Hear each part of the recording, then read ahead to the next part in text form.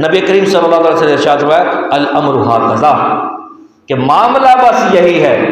تصور، سرکار نے ان تین چیزوں کی مثالیں بالکل واضح طور پر بیان فرمایا اور آخر میں فرمایا الامر ھکذا، معاملہ بالکل اسی طرح ہے۔ دنیا میں یہ تین چیزوں کا سامنا ہر انسان کرتا ہے، اپنی فیملی کا بھی سامنا کرتا ہے، مال کا بھی اس کو سامنا ہوتا ہے، اعمال کا بھی سامنا اس کو کرنا پڑتا ہے۔ ان تینوں میں سے جو قبر میں کام آنے والا ہے وہ صرف عمل ہے۔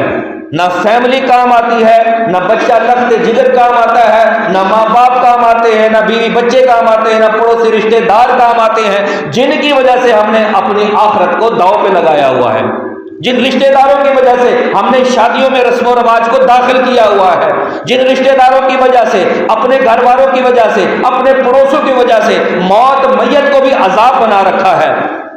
سمجھ رہے ہیں؟ اس میں بھی رسم و رواج کو داخل کر دیا ہے کہ اگر میں اتنی دیگیں نہیں بناؤں گا تو پھر لوگ کیا کہیں گے، اگر میں یہ تقسیم نہیں کروں گا تو لوگ کیا کہیں گے، اور اگر میں دور دراز سے لوگوں کو نہیں بلاؤں گا، ان کا اہتمام نہیں کروں گا، ان کے لیے بسترے نہیں لگاؤں گا، میں ان کے لیے کھانے کا اہتمام نہیں کروں گا، ان کے پینے کا اہتمام نہیں کروں گا، مہمان نوازی نہیں۔ مہمان نوازی تو ویسے ہی اچھی عادت ہے، پر میت پر کون سی مہمان نوازی ہوتی ہے؟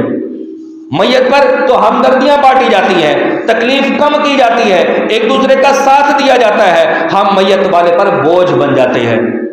کون کام آنے والا ہے؟ صرف اپنا عمل کام آنے والا ہے۔ تو اپنی موت کو مت بھول کر سامان چلنے کا، زمین کی خاک پر سونا ہے، اینٹوں کا سرانا ہے، نہ بیلی ہو سکے بھائی، نہ بیٹا باپ کے مائی، تو کیوں پھرتا ہے سودائی، عمل نے تو کام آنا ہے۔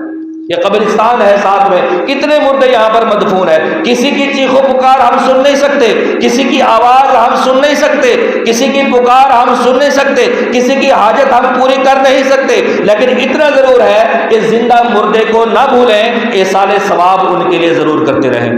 کیا ہم نے اپنے رشتہ داروں کا کبھی خیال رکھا کہ ان کے لیے ایصال ثواب کر دیا جائے؟ اور کہا جاتا ہے اپنے والدین میں سے یا کسی ایک کی قبر پر جو روزانہ بندہ جاتا ہے، اللہ تعالیٰ ایک حج کا ثواب اس کو عطا کرتا ہے۔